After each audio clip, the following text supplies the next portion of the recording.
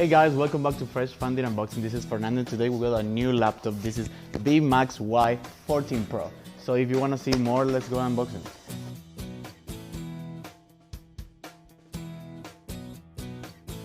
So first of all, we have a charger that they have different plugs for the different countries. So you have all these three things that we can connect it right away. The instructions that it comes with 8 different languages, as French, Spanish, in German, everything. So you will not have any problems.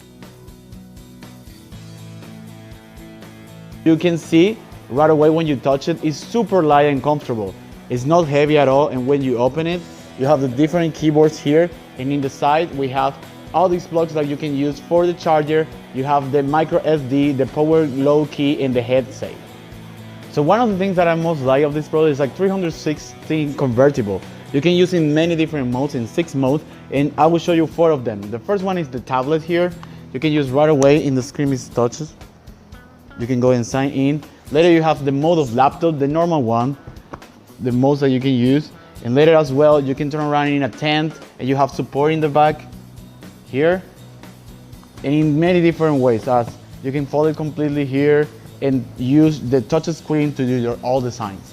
So our computer here is 360 Yoga convertible for 2-in-1 notebook.